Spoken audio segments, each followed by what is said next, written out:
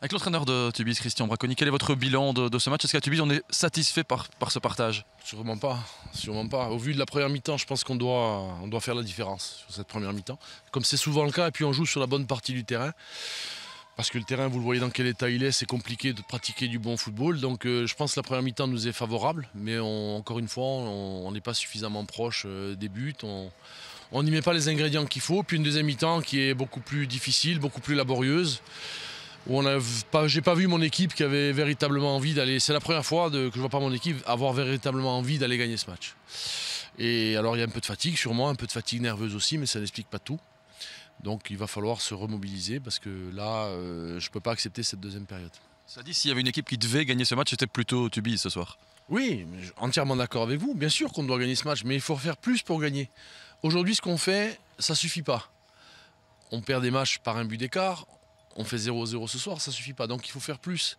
Et je suis peut-être trop exigeant avec mes joueurs, mais je demande plus. Et si on fait plus, je pense que cette équipe ce soir, elle est à notre portée pour gagner. Et je suis déçu, et en même temps déçu pour mes joueurs d'abord. Parce que je ne peux pas dire qu'ils trichent, c'est impossible de dire ça.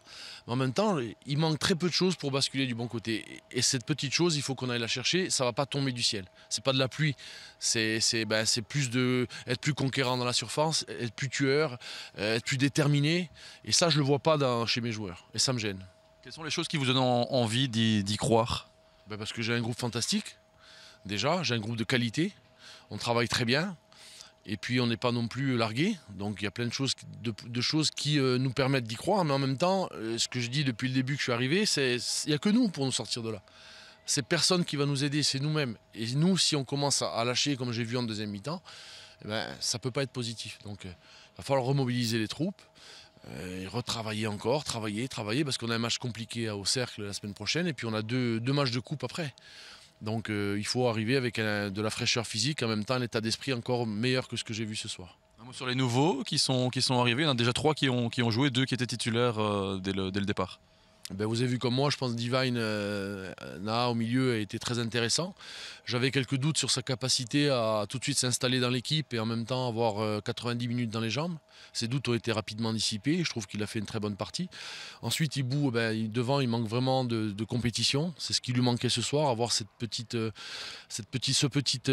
accélération supplémentaire.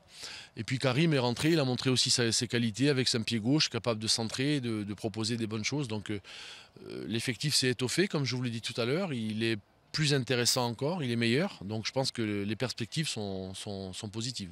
Quel est l'état d'esprit des joueurs après ce match? Ils ont envie d'y croire, de se battre jusqu'au bout? Moi, je voudrais qu'ils y croient pendant le match. Et non pas qu'après ils soient sous une onde de choc de regret, sous une onde de choc de déception et qu'il y ait une espèce de chape de plomb qui se mette dans le vestiaire parce qu'à un moment donné on a senti qu'on pouvait faire basculer le match et on ne l'a pas fait. Et je leur ai dit encore tout à l'heure, j'ai un peu effectivement gueulé dans le vestiaire parce que je dis qu'à un moment donné il faut passer le cap. Il ne faut pas se poser de questions, il ne faut pas hésiter. On hésite trop encore et l'hésitation ne nous permet pas de réaliser certaines choses.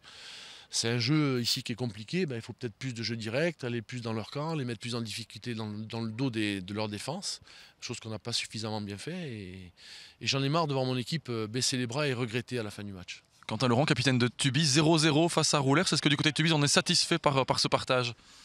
Non, pas vraiment. Je vais dire la première période, on n'était pas trop mal, on était quand même relativement assez souvent dans le camp de Roulers. Et puis après, malheureusement, en deuxième mi-temps, on a baissé un peu d'intensité, on a baissé un peu d'engouement. Donc voilà, quand même une grosse déception aujourd'hui dans la situation dans laquelle on est. Ça aurait été vraiment bien de gagner contre Roulers, qui va être je pense, un concurrent dans les play-downs. Donc on aurait dû essayer de distancer l'écart au niveau des points. Donc voilà, aujourd'hui c'est quand même une grosse déception. Il y avait de bonnes intentions, vous l'avez dit, offensivement du côté de Tubize. Qu'est-ce qui a manqué pour pouvoir aller chercher la victoire? Hormis le but, je ne pense pas qu'il ait manqué grand-chose. Peut-être en deuxième mi-temps de notre part plus de volonté, mais sinon je pense que c'était pas trop mal. Mais bon, aujourd'hui on n'a pas marqué. C'est la seule chose qui a manqué, je vais dire, de véritable, quoi.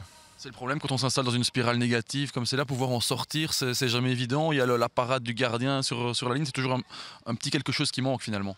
Ouais, la situation, on la connaît, elle n'est pas nouvelle. On sait que depuis le début, on n'a pas dire ce brin de chance, je ne sais pas si je peux oser dire ça, parce qu'à un moment, la chance, il faut la provoquer, il faut réussir à inverser la tendance, ce qu'on n'arrive pas à faire depuis maintenant un petit temps. Donc voilà, je ne sais pas si c'est de la chance, mais ouais, c'est sûr qu'on n'a pas ce petit déclic qui fait que voilà, on arrive à gagner ce match aujourd'hui, par exemple.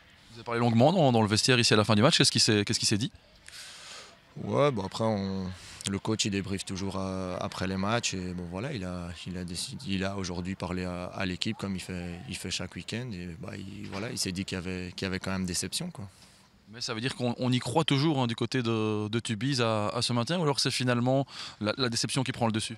Non bah si on n'y croit plus on monte plus sur le terrain donc non on y croit c'est sûr, il faut y croire de toute façon.